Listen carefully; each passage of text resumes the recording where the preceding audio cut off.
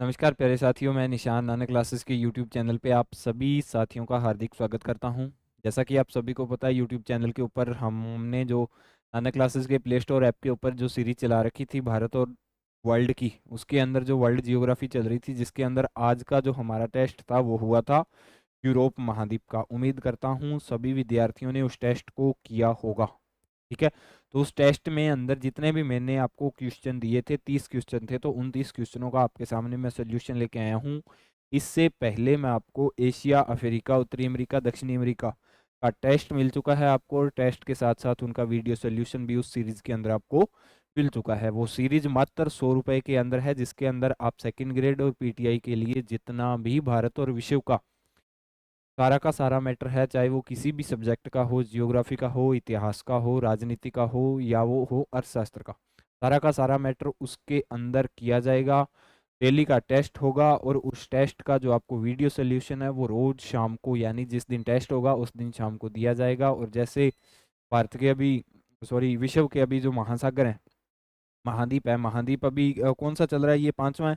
पांचवें के बाद में दो और रह गए। दो जैसे खत्म हो गए तो उसके बाद में क्या होगा, एक मेगा टेस्ट होगा सिर्फ और सिर्फ महाद्वीपों का। ठीक है, यानी उसके अंदर 100 क्वेश्चन होंगे, सारे के सारे महाद्वीपों से संबंधित होंगे।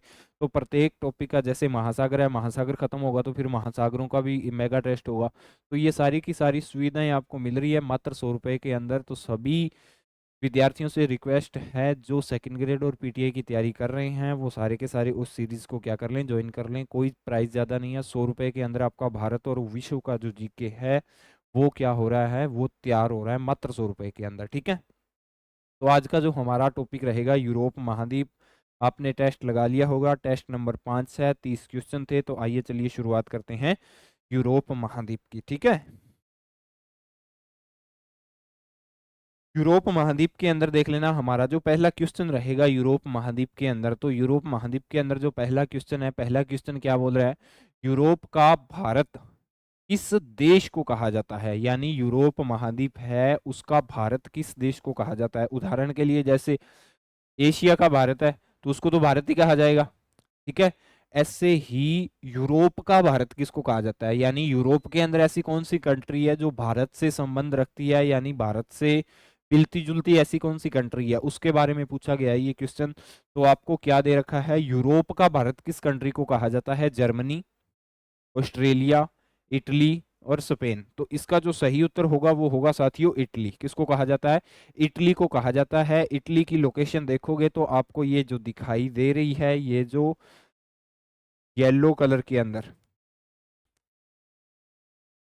इसको क्या बोला जाता है, ये पूरा का पूरा देश है। कौन सा देश है, ये देश है साथियों इटली। कौन सा देश है, इटली देश है। इटली देश के अंदर ये देख लेना, इस साइड भी समुद्र लग रहा है, इधर वेनिस की खाड़ी लग रही है, इधर एंड्रियोटिक सागर लग रहा है, इधर ओशियानिक सागर लग रहा है, इधर भी एक सागर लग रहा है जिसका नाम है तिरहेनियस सागर। यानी 4 और 5 साइड से ये सारा का सारा जो देश है वो किससे घिरा हुआ है, सागरों से घिरा हुआ है। तो समझ में आ गई ना, इटली की लोकेशन यूरोप महाद्वीप के अंदर।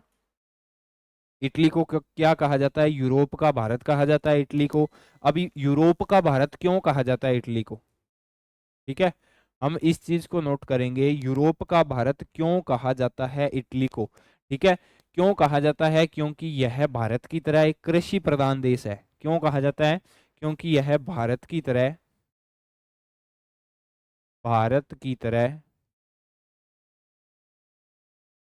कृषि प्रधान देश है। कृषि प्रधान, जी हाँ, अपने अठ खेती बाड़ी को नहीं होएगी, कृषि प्रधान देश है। पंजाब च सारे खेती करते हैं ना, कृषि प्रधान देश है। इसके साथ में तथा जैसे भारत के अंदर हिमालय श्रृंखला है ना, हिमालय पर्वतमाला, मैंने इंडियन जियोग्राफी की सीरीज करवाई थी, उसके अंदर हिमालय करवा रखा है। उसी प्रकार से यूरोप के अंदर हिमालय से मिलती जुलती एक श्रृंखला है, जिसको क्या नाम दिया जाता है, जिसको एल्पस या आल्पस श्रृंखला के नाम से जाना जाता है। आल्पस श्रृंखला के नाम से जाना जाता है। तो इन दो चीजों के कारण इसको, इटली को क्या कहा जाता है, इटली को यूरोप का भारत कहा जाता है। क्यों कहा जाता है, क्योंकि एक तो पहला तो ये है भी, ये कृषि प्रधान देश है। दूसरा, इसके अंदर, भारत के अंदर जैसे हिमालय है ना, उसी प्रकार से इसके अंदर आल्पस पर्वत श्रृंखला है। ठीक है, तो इन दो कारणों से इसे क्या कहा जाता है साथियों, दो कारणों से इसे कहा जाता है यूरोप का भारत। किसको, इटली को। ठीक है, क्वेश्चन नंबर नेक्स्ट, कौन सा पर्वत एशिया और यूरोप महाद्वीप को अलग करता है? अब ये प्रश्न बिल्कुल आसान सा है। अगर आपने मेरी वर्ल्ड जियोग्राफी की क्लास देखी होगी, वर्ल्ड जियोग्राफी के अंदर मैंने आपको 15 वीडियो दे रखे हैं। 15 क्लासों के अंदर जितने भी महाद्वीप हैं वो सारे के सारे महाद्वीपों के ऊपर क्लासें हैं, वो सारा का सारा, ठीक है। पूरे के पूरे मैटर को बताया हुआ है 15 क्लासों के अंदर। अगर किसी भी स्टूडेंट ने अगर वो मेरी क्लासें लगाई होगी तो वो मिनट में इस क्वेश्चन का आंसर दे देगा, कौन सा पर्वत एशिया और यूरोप महाद्वीप को अलग करता है। देखो कौन सा पर्वत है इसमें से, एशिया और यूरोप दोनों को, ये दोनों के बीच में जो पर्वत है, ये दोनों के बीच में जो पर्वत है कौन सा पर्वत है? एक तो यूराल और काकेशस पर्वत है। कौन सा है? यूराल और काकेशस पर्वत है। ये दोनों महाद्वीपों को क्या करता है? दोनों महाद्वीपों को अलग करता है। किसको? यूरोप और एशिया को अलग करने वाला कौन सा पर्वत है? तो क्वेश्चन आएगा, एक तो यूराल पर्वत और दूसरा काकेशस पर्वत। दोनों में से एक का नाम देके भी साथियों आपसे पूछ सकता है, दोनों का नाम देके भी पूछ सकता है। तो किसी भी तरह का कोई दिक्कत नहीं होनी चाहिए, क्योंकि मैंने आपको दोनों बता दिए, यूराल पर्वत का भी बता दिया और काकेशस पर्वत का भी बता दिया। बिल्कुल दोनों महाद्वीपों की बाउंड्री पर हैं ये दोनों के दोनों पर्वत, यूराल और काकेशस पर्वत, ठीक है। क्वेश्चन नंबर साथियों नेक्स्ट क्वेश्चन के अंदर, यूरोप का कौन सा देश विश्व का अन्न का भंडार कहलाता है? यूरोप का कौन सा देश विश्व का अन्न का भंडार कहलाता है? देखो यूरोप का कौन सा देश है जो विश्व का अन्न का भंडार कहलाता है? इसके अंदर देख लेना, एक नंबर तो दे रखा है यूक्रेन, दूसरा रूस। यूक्रेन और रूस को तो आप जानते ही होंगे, ये जेलेंस्की और ये व्लादिमीर पुतिन, जानते हो ना दोनों को, ठीक है। इसके बाद में आ जाएगा फ्रांस, फ्रांस के बाद में आ जाएगा इटली। तो इनमें से जो यूक्रेन है, यूक्रेन को क्या कहा जाता है? विश्व का अन्न भंडार कहा जाता है। विश्व का अन्न का कटोरा किसको कहा जाता है? ये मेरे को कमेंट बॉक्स के अंदर बताओगे आप। विश्व के अन्न का कटोरा किसको कहा जाता है? ये कमेंट बॉक्स के अंदर बताओगे। लेकिन विश्व का अन्न भंडार किसको कहा जाता है? ये कहा जाता है साथियों यूक्रेन को। किसको कहा जाता है? यूक्रेन को। यूक्रेन ये रहा देश, अभी वर्तमान के अंदर इन दोनों देशों के अंदर क्या हो रहा था? युद्ध हो रहा है, ठीक है। युद्ध हो रहा है इन दोनों देशों के अंदर, ये देख लेना। ये इधर यहां से आपको पता है भी, रशिया ऐसा देश है जो यूरोप और एशिया महाद्वीप दोनों महाद्वीपों के अंदर फैला हुआ है। तो ये जो रशिया की बाउंड्री है ये किसकी है? ये यूरोप महाद्वीप के अंदर की बाउंड्री है, ठीक है। और ये इसका पड़ोसी देश कौन सा हो जाएगा? यूक्रेन हो जाएगा इसका पड़ोसी देश। क्वेश्चन नंबर साथियों नेक्स्ट के अंदर क्या दे रखा है? यूरोप के कौन से यूरोप का कौन सा देश विश्व में हीरा व्यापार में सबसे आगे है? देखो यूरोप का कौन सा देश है जो विश्व में हीरा व्यापार में सबसे आगे है? आपको ये बताना है। बेल्जियम, स्कॉटलैंड, इटली और फ्रांस। इसके अंदर जो आपका उत्तर हो जाएगा साथियों वो होगा बेल्जियम। कौन सा देश है यूरोप के अंदर हीरा व्यापार के लिए विश्व प्रसिद्ध देश? कौन सा है विश्व प्रसिद्ध देश हीरा व्यापार के लिए? अभी हीरा व्यापार के लिए विश्व प्रसिद्ध है, ऐसा नहीं है भी वहां पे हीरा ज्यादा पाया जाता है, ये क्वेश्चन नहीं आएगा। क्वेश्चन ये आएगा, विश्व में हीरा व्यापार के लिए प्रसिद्ध देश कौन सा है, ठीक है। और हीरा व्यापार के लिए जो प्रसिद्ध देश है वो होगा बेल्जियम। कौन सा है? बेल्जियम देश है। बेल्जियम की अगर हम बात करें तो बेल्जियम देख लेना, फ्रांस से भी टच करता है, इधर जर्मनी से भी टच करता है, इधर नॉर्थ सी यानी उत्तरी सागर से भी ये टच करता है। तो आपको बेल्जियम की लोकेशन बता दी मैप के अंदर, ठीक है। जर्मनी और फ्रांस दो महत्वपूर्ण देश इसको क्या करते हैं? इसकी सीमा को टच करते हैं, ठीक है साथियों। क्वेश्चन नंबर नेक्स्ट, यूरोप के किस शहर को विश्व का सुंदर नगर माना जाता है? देखो यूरोप के किस शहर को विश्व का सबसे सुंदर नगर माना जाता है? तो यूक्रेन, फ्रांस, पेरिस। यूक्रेन सुंदर था लेकिन अभी तो इसकी हालत बिगाड़ दी रूस ने, है ना। यूक्रेन था सुंदर, मानते हैं इस बात को, लेकिन अभी तो हालत इसकी खस्ता ही है। इसके बाद में फ्रांस, पेरिस और लंदन। पेरिस को कहा जाता है, और पेरिस क्या है? पेरिस फ्रांस की राजधानी है। किसकी है? पेरिस फ्रांस की राजधानी है। तो पेरिस को क्या कहा जाता है? विश्व का सबसे सुंदर नगर के नाम से जाना जाता है। ये देखो, ये फ्रांस देश है, फ्रांस की राजधानी क्या है? पेरिस है। क्या है राजधानी? पेरिस है। फ्रांस की सीमा स्पेन से लगती है, स्विट्जरलैंड से लगती है, इटली से लगती है, जर्मनी से लगती है, बेल्जियम से लगती है, और इधर इंग्लिश चैनल। इसका क्वेश्चन आएगा इंग्लिश चैनल का। यूनाइटेड किंगडम और फ्रांस को अलग करने वाला कौन सा सागर है या कौन सा चैनल है? तो वो कौन सा होगा? इंग्लिश चैनल होगा। आगे सेम टू सेम क्वेश्चन मैं आपको दिखाऊंगा इसी क्लास के अंदर, ठीक है। यूरोप की सबसे ऊंची चोटी देखो, यूरोप की सबसे ऊंची चोटी कौन सी है? तो कौन सी हो जाएगी साथियों? यूरोप की सबसे ऊंची चोटी माउंट ब्लैक हो जाएगी। कौन सी हो जाएगी? माउंट ब्लैक हो जाएगी। यूरोप की आल्प्स जो पर्वत श्रृंखला है ना, आल्प्स पर्वत श्रृंखला उस पर स्थित है। 4810 मीटर इसकी ऊंचाई है। कितनी है? 4810 मीटर इसकी क्या है? ऊंचाई है। किसकी? माउंट ब्लैक की। किसकी? माउंट ब्लैक की ऊंचाई है। ठीक है। Question number next. नेक्स्ट के अंदर अगर हम देखें तो नेक्स्ट के अंदर क्या दे रखा है?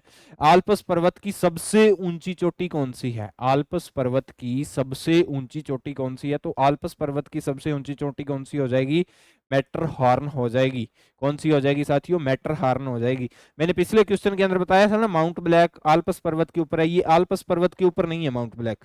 ठीक है, इतना याद रख लेना। यूरोप की सबसे ऊंची चोटी है माउंट ब्लैक, लेकिन ये आल्प्स पर्वत के ऊपर नहीं है। आल्प्स पर्वत के ऊपर मैटरहॉर्न है, जो आल्प्स पर्वत की सबसे ऊंची चोटी है। अगर हम इसकी ऊंचाई की बात करें तो इसकी ऊंचाई लगभग 4478 मीटर है। कितनी है? लगभग 4478 मीटर। कितनी है साथियों ऊंचाई? 4478 मीटर क्या है इसकी ऊंचाई है। और ये है कहाँ पे? अगर आपको इसकी पूछ ले भी, ये किस देश के अंदर है, तो आल्प्स पर्वत के स्विट्जरलैंड के अंदर है। आल्प्स पर्वत स्विट्जरलैंड, आल्प्स पर्वत की जो श्रृंखला स्विट्जरलैंड के अंदर निकलती है ना, उस स्विट्जरलैंड के अंदर ये चोटी स्थित है। कौन सी? मैटरहॉर्न। कौन सी चोटी साथियों? मैटरहॉर्न। एग्जाम की दृष्टि से इंपॉर्टेंट है, मैं आपको बता रहा हूं। ठीक है। Question number next. यूरोप का पहला देश कौन सा है जिसने बुर्का पहनने पर प्रतिबंध लगाया था? यानी मुंह ढकने वाला कपड़ा पहनने पर प्रतिबंध लगाया था। ये प्रतिबंध कब लगाया गया था? 2011 के अंदर लगाया गया था। कब लगाया गया था? 2011 के अंदर लगाया गया था। तो जल्दी से कमेंट बॉक्स के अंदर बता दोगे कौन सा देश है यूरोप का? तो कौन सा देश है? फ्रांस। यूरोप का फ्रांस। फ्रांस की राजधानी कौन सी है? फ्रांस की राजधानी है सर पेरिस, जिसको क्या बोला जाता है? जिसको विश्व का सबसे सुंदर नगर, विश्व का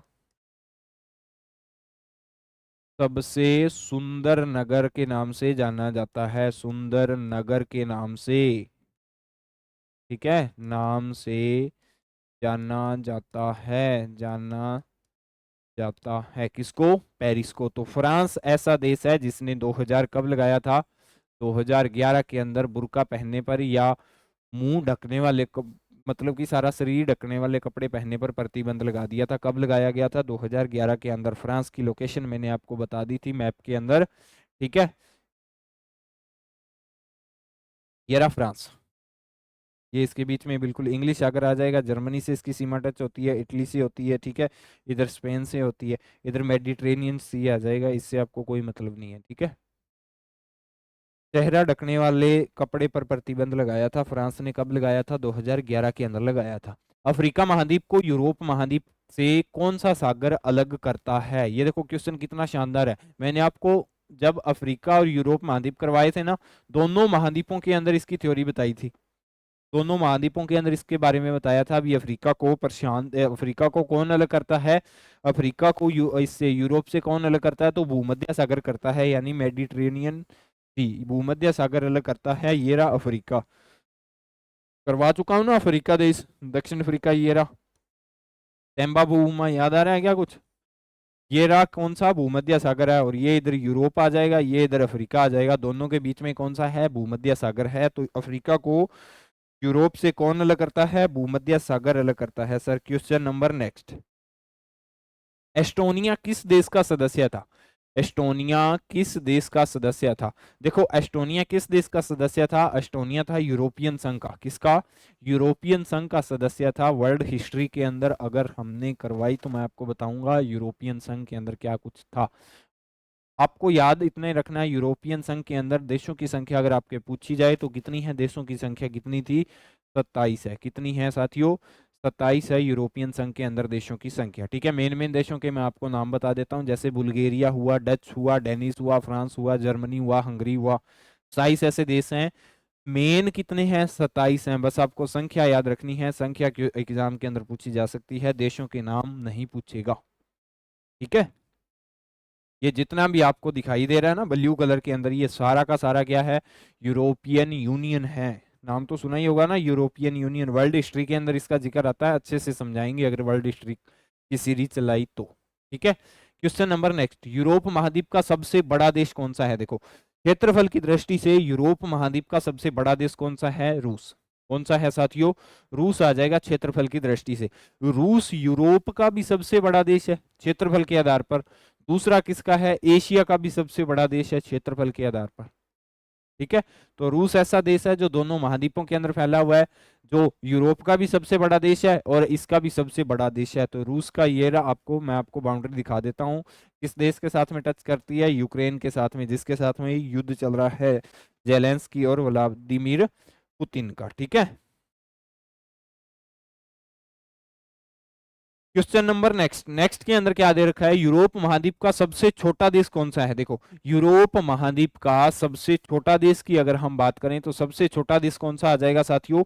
वेटिकन सिटी आ जाएगी सबसे छोटी। कौन सा आ जाएगा? Vatican city. इटली से अलग होकर देश बना है ये, इटली से अलग होकर क्या बना है? ये देश बना है। कौन सा? Vatican city. यूरोप का सबसे छोटा देश वेटिकन सिटी, सबसे बड़ा देश रूस। सबसे छोटा वेटिकन सिटी, सबसे बड़ा रूस। ठीक है, क्वेश्चन नंबर नेक्स्ट, यूरोप महाद्वीप का सर्वोच्च बिंदु कौन सा है? यूरोप महाद्वीप का सर्वोच्च बिंदु की अगर हम बात करें तो माउंट एल्ब्रुस किसका है? यूरोप महाद्वीप का सबसे सर्वोच्च बिंदु है। कौन सा? Mount Elbrus. कौन सा है साथियों? माउंट एल्ब्रुस यूरोप महाद्वीप का सबसे ऊपरी बिंदु है या सबसे ऊंचाई पर स्थित है। अगर इसकी ऊंचाई पूछे तो 5633 मीटर है। 5633 मीटर इसकी क्या है साथियों? इसकी ऊंचाई है। ठीक है, क्वेश्चन नंबर नेक्स्ट, यूरोप महाद्वीप की सबसे महत्वपूर्ण नदी कौन सी है? देखो, यूरोप महाद्वीप की सबसे महत्वपूर्ण नदी कौन सी है? तो नदियों के आपको नाम दे दिए, वोल्गा नदी, टेम्स नदी, डैन्यूब नदी और नीपर नदी। तो सबसे महत्वपूर्ण नदी कौन सी हो जाएगी? डैन्यूब नदी हो जाएगी। कौन सी हो जाएगी साथियों? डैन्यूब नदी जर्मनी से निकलती है और काला सागर में जाके गिरती है। कहाँ पे? काला सागर में जाके गिरती है। काला सागर में जाके क्या होता है? इसका दी एंड होता है। स्टार्ट कहाँ से होती है? जर्मनी से। कहाँ से स्टार्ट होती है साथियों? जर्मनी से स्टार्ट होती है। ठीक है, यूरोप महाद्वीप की महत्वपूर्ण नदी है, लंबी नदी नहीं है। महत्वपूर्ण और लंबी के अंदर अंतर होगा। मैं लंबी का क्वेश्चन अभी ये रहा आपकी स्क्रीन पे, केबीसी में खंडाते हैं ना वो, ये रहा आपकी स्क्रीन पे। तो ये रहा आपकी स्क्रीन पे, अभी बता दो, यूरोप महाद्वीप की सबसे लंबी नदी कौन सी है? रोन नदी, यहाँ पे रोम नदी है, ये नील नदी, वोल्गा नदी और डेनिस्टर नदी। तो सबसे लंबी नदी की अगर हम बात करें यूरोप महाद्वीप की तो कौन सी हो जाएगी? वोल्गा नदी यूरोप महाद्वीप की सबसे लंबी नदी हो जाएगी। कौन सी हो जाएगी साथियों? वोल्गा नदी रशिया से निकलती है और कैसिपियन सी के अंदर जाके क्या करती है? ये गिरती है। कौन से सागर के अंदर? कैसिपियन झील के। ठीक है, कैशिपियन झील से निकलती है। ये किससे निकलती है? कैशिपियन झील से निकलती है। ठीक है, कौन सी नदी? वोल्गा नदी। अगर इसकी अगर हम लंबाई की बात करें, ये कितनी लंबी है? तो लगभग ये लंबी है 3690 किलोमीटर। कितनी है? 3690 किलोमीटर। 3214 के अंदर भारत निपट जाता है पूर्व उससे उत्तर से दक्षिण तक। ठीक है, और इसकी ऊंचाई देख लो, लंबाई देख लो इसकी कितनी है। ठीक है, तो इस हिसाब से आप हिसाब लगा सकते हो भी रूस कितना बड़ा देश होगा, इसके अंदर नदी इतनी लंबी है, वो देश कितना बड़ा होगा क्षेत्रफल के आधार पे। ठीक है, क्वेश्चन नंबर नेक्स्ट, विश्व का सबसे उत्तर में स्थित शहर कौन सा है? देखो, आपको 5-4 शहरों के नाम दे रखे हैं, हैमर फेस्टिवल, इक्रेन्स और फिनमार्क और ट्रानहेम। तो हैमर फेस्टिवल है वो विश्व का क्या है? सबसे उत्तर के अंदर क्या है? सबसे उत्तरी शहर है विश्व का, सबसे उत्तरी शहर। देखो, विश्व की अगर हम बात करेंगे ना तो विश्व के अंदर सबसे उत्तरी शहर भी होगा, विश्व के अंदर सबसे दक्षिणी शहर भी होगा, सबसे पूर्वी शहर भी होगा और सबसे पश्चिमी शहर भी होगा। तो आपको याद क्या रखना है? सबसे उत्तरी शहर पूछे तो कौन सा है? वो हैमर फेस्टिवल है। सबसे उत्तरी शहर हैमर फेस्टिवल किस महाद्वीप के अंदर है साथियों? तो यूरोप महाद्वीप के अंदर है। किस महाद्वीप के अंदर है? यूरोप महाद्वीपी द्वीप के क्या है? अंदर है। ठीक है, ऐसे ही अलग अलग होंगे। अगर हम दक्षिणी की बात करें तो दक्षिणी शायद तक दक्षिण अमेरिका के अंतर्गत होगा, वो मैं आपको देख के बता दूंगा। पूर्वी की बात करेंगे तो वो एशिया के अंदर होगा। पश्चिमी की बात करेंगे तो वो इस साइड कौन सा है? उत्तरी अमेरिका, उत्तरी अमेरिका के अंदर होगा। ठीक है, तो वो अलग अलग महाद्वीपों के अंदर है सारे के सारे पॉइंट, ठीक है। लेकिन उत्तरी बिंदु कौन सा है, उत्तरी शहर कौन सा है, हैमर फेस्टिवल है, किस महाद्वीप के अंदर है, यूरोप महाद्वीप के अंदर स्थित है, ठीक है साथियों। क्वेश्चन नंबर नेक्स्ट, यूरोप महाद्वीप किस गोलार्ध के अंदर स्थित है। देखो अभी ये हेमिस्फीयर साउदर्न हेमिस्फीयर और नॉर्दर्न हेमिस्फीयर, दो हेमिस्फीयर के अंदर मैंने आपको बताया था ना, दुनिया को बांट रखा दो हेमिस्फीयर, यानी उत्तरी गोलार्ध और दक्षिणी गोलार्ध के अंदर। उत्तरी गोलार्ध और दक्षिणी गोलार्ध के अंदर दुनिया को बांट रखा है, ठीक है। दक्षिणी गोलार्ध के अंदर आपको मैं बता दूं कौन कौन सा है, ये जो साउथ अफ्रीका है, सॉरी दक्षिणी अमेरिका है, आधा तो ये रहा और आधा इधर है, दोनों के दोनों है ना, मैंने आपको बताया था। और इस साइड से आप देखोगे तो ये दोनों के अंदर ही आ रहा है, उत्तरी अमेरिका और दक्षिणी अमेरिका, ठीक है। इसके बाद में ये अफ्रीका महाद्वीप है, ये भी दोनों के अंदर ही आ रहा है, ठीक है। अफ्रीका और दक्षिणी अमेरिका दोनों इसके दोनों गोलार्धों के अंतर्गत आते हैं। तो आपको क्या बताना है, उत्तरी गोलार्ध के अंदर है कौन सा, यूरोप, ये रहा यूरोप, ये यूरोप का मैप है, और ये कौन से गोलार्ध के अंदर है, नॉर्दर्न हेमिस्फीयर के अंदर है। कौन से हेमिस्फीयर के अंदर है साथियों, नॉर्दर्न हेमिस्फीयर के अंदर है, ठीक है। क्वेश्चन नंबर साथियों नेक्स्ट, नेक्स्ट की अगर हम बात करें तो नेक्स्ट के अंदर विश्व का छठवां सबसे बड़ा महाद्वीप कौन सा है। देखो विश्व का छठवां सबसे बड़ा यानी छठवां सबसे बड़ा महाद्वीप कौन सा है, छठवें की बात करें तो कौन सा आ जाएगा, यूरोप आ जाएगा। देखो एक नंबर पे कौन सा होगा, एक नंबर पे होगा साथियों एशिया। कौन सा होगा साथियों, एक नंबर पे, एक नंबर पे होगा एशिया, ठीक है। दो नंबर की बात करें तो दो नंबर पे होगा अफ्रीका। तीन नंबर की बात करें तो क्षेत्रफल के आधार पे तीन नंबर पे होगा उत्तरी अमेरिका। चार नंबर पे कौन सा होगा, दक्षिणी अमेरिका। पांच नंबर पे ये इधर छोटा सा है, उसकी फोटो नहीं आई, कौन सा होगा, अंटार्कटिका। छह नंबर पे कौन सा होगा, यूरोप होगा। और सात नंबर पे कौन सा होगा, ऑस्ट्रेलिया होगा। ये तो है क्षेत्रफल के आधार पे महाद्वीपों का विभाजन, ठीक है। एशिया, अफ्रीका, उत्तरी अमेरिका, दक्षिणी अमेरिका, अंटार्कटिका, यूरोप, और लास्ट के अंदर क्या आ जाएगा, ऑस्ट्रेलिया, ठीक है। क्वेश्चन नंबर नेक्स्ट, नेक्स्ट की बात करें तो नेक्स्ट के अंदर क्या बोला गया है, यूरोप महाद्वीप को और किस नाम से जाना जाता है, यूरोप महाद्वीप को और किस नाम से जाना जाता है, नीला महाद्वीप, प्रायद्वीप महाद्वीप, सागरीय महाद्वीप और द्वीप महाद्वीप। तो प्रायद्वीप या महाद्वीप कहा जाता है, क्यों कहा जाता है, क्योंकि ये जो महाद्वीप है ये तीनों ओर से महासागरों से या सागरों से घिरा हुआ है, इसीलिए इसको क्या बोला जाता है, प्रायद्वीपों का महाद्वीप बोला जाता है।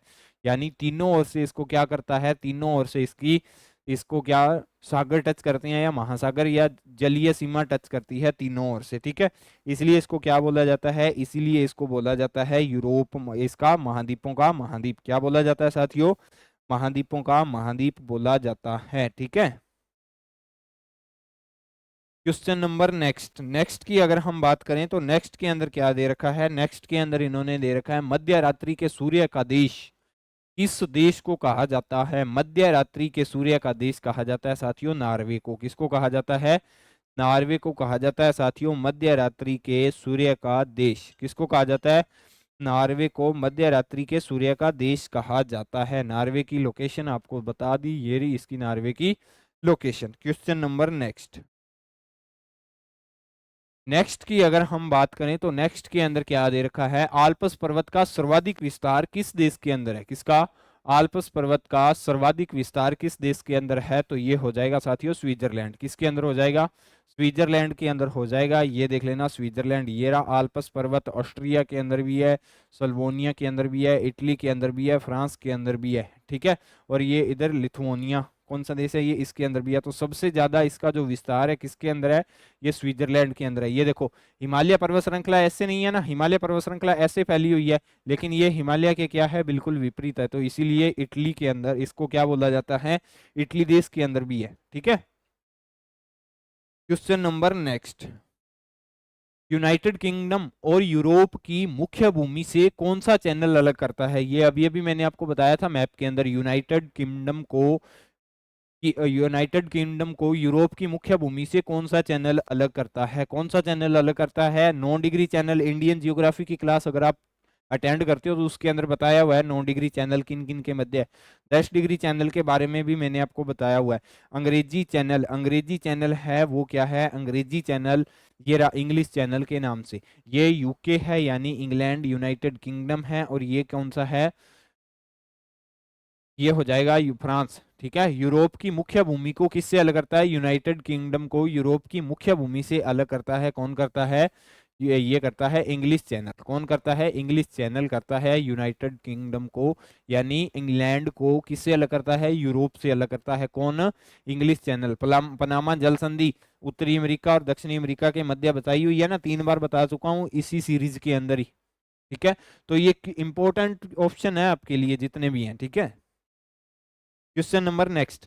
नेक्स्ट की बात करें, फ्रांस और जर्मनी की मध्य विस्तृत रेखा किस नाम से जानी जाती है? देखो, ये रहा फ्रांस और ये रहा जर्मनी। इस रेखा का जो नाम है, इस रेखा का नाम पूछ रहा है आपसे, इस रेखा को किस नाम से जाना जाता है? डुरंड रेखा कहाँ पे है? आपको पता है, अफगानिस्तान और इसके भारत के मध्य। अफगानिस्तान और AF और IN, समझ जाओगे ना, इंडिया, IN इंडिया के मध्य। मकर रेखा का तो आपको पता ही है, पाक जल संधि किस किस के बीच में है? श्रीलंका और भारत के बीच में है। लेकिन मेजिनोट है, जो मेजिनोट रेखा है वो किस किस के बीच में है? सर, फ्रांस और जर्मनी के बीच में है। किस किस के बीच में है? फ्रांस और जर्मनी के बीच में है मेजिनोट रेखा। यूरोप महाद्वीप में टोटल देशों की संख्या कितनी है? यूरोप महाद्वीप में टोटल देशों की संख्या पूछे तो कितनी आ जाएगी साथियों? 50 आ जाएगी। ये पूरा का पूरा यूरोप महाद्वीप का मैप है। टोटल देशों की संख्या कितनी है? 50 है। कितनी है साथियों? 50 है। ठीक है, क्वेश्चन नंबर नेक्स्ट। नेक्स्ट की बात करें तो नेक्स्ट के अंदर यूरेशिया के खंड कौन से हैं? यूरेशिया के खंड कौन कौन से हैं? यूरेशियन, हिमालय के निर्माण को आपको मैंने बताया था, हिमालय का निर्माण 2 प्लेटों के टकराने से हुआ है। तो एक महाद्वीप की प्लेट है वो किसके? एक प्लेट के ऊपर 2 महाद्वीपों के नाम आते हैं। किस किस के? एक तो यूरोप का आता है और दूसरा किसका आता है? आप मेरे को बताओगे दूसरा किसका आता है? दूसरा आता है एशिया का। तो उस प्लेट को क्या कहा जाता है? उस प्लेट को कहा जाता है यूरेशियन प्लेट। किसको कहा जाता है? यूरेशियन प्लेट कहा जाता है। तो यूरेशियन प्लेट है, इसीलिए इसको क्या कहा जाता है? यूरोप और महाद्वीप की प्लेट कहा जाता है। तो इसको क्या नाम बोला जाता है? यूरेशियन प्लेट के नाम से बोला जाता है। तो यूरेशिया के खंड कौन कौन से हैं? तो आपको पता होना चाहिए, यूरोप है और दूसरा कौन सा है? एशिया है। इन दोनों की जो प्लेट है वो क्या है? एक ही है। ठीक है, एक तो ये प्लेट है और दूसरी ऑस्ट्रेलियन प्लेट है ना। मैंने आपको बताया था, हिमालय का जब निर्माण हुआ था, इन दोनों प्लेटों के टकराने से जो भारी प्लेट थी वो जमीन के अंदर धस गई, हल्की प्लेट ऊपर उठ गई। जो ऊपर उठने वाली प्लेट को हिमालय का निर्माण होता है। बताया हुआ है सारा कुछ इंडियन जियोग्राफी की सीरीज के अंदर। ठीक है, क्वेश्चन नंबर नेक्स्ट। एशिया और अफ्रीका के महाद्वीप के बीच विश्व में तीसरा सबसे बड़ा जनसंख्या वाला महाद्वीप कौन सा है?